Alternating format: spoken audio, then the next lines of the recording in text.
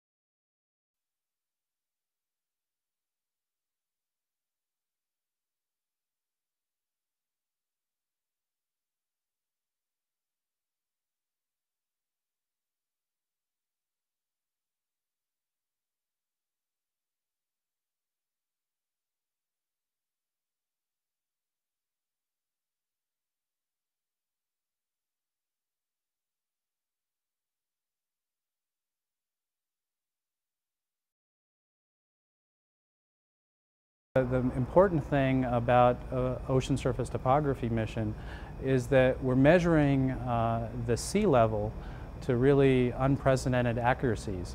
And this is really important to not only measure it very accurately, but to have a really long-term record of it. Because unless you kind of know what's happening over a long term, things are changing so slowly that you can't really predict what's going to happen and monitor it closely.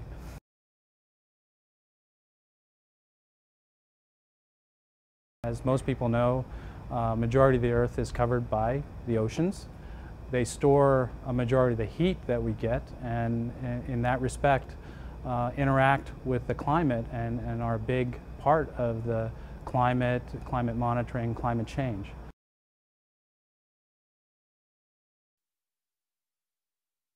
What excites me most personally is the three missions. We have Topex Poseidon, we have Jason, and we have OSTM. For the first time, mankind has the ability to look at the global change of the ocean. Such great area, 70% of the Earth, now revealed from space. With this 15 years record to be extended to 2 decades by OSTM, then we will have a climate data record allow us to see the future and make preparations.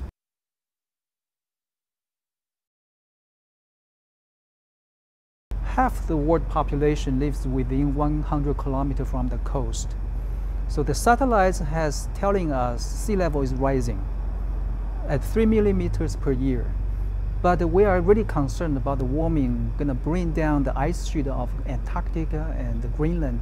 Each has a capacity of raising sea level by meters.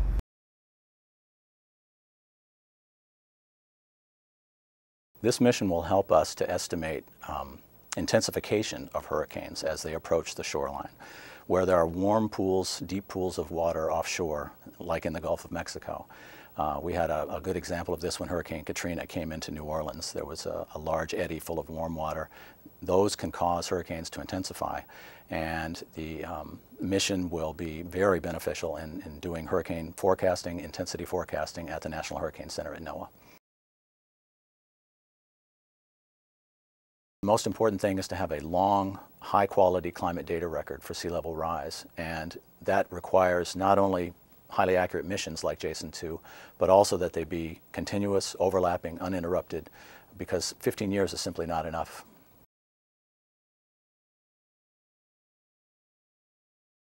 In order to understand weather and climate, you also need to understand the ocean. The ocean and the atmosphere interact strongly. The ocean acts as a heat source and heat sink for the atmosphere, and also acts as a long-term memory for the climate system.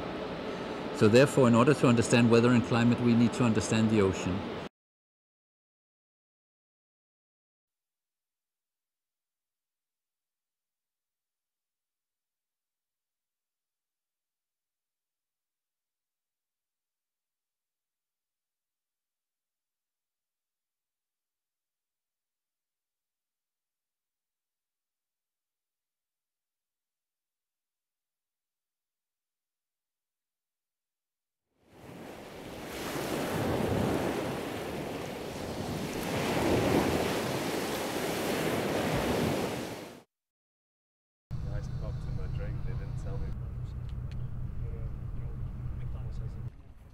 So the bubble ones are low pressurized or something?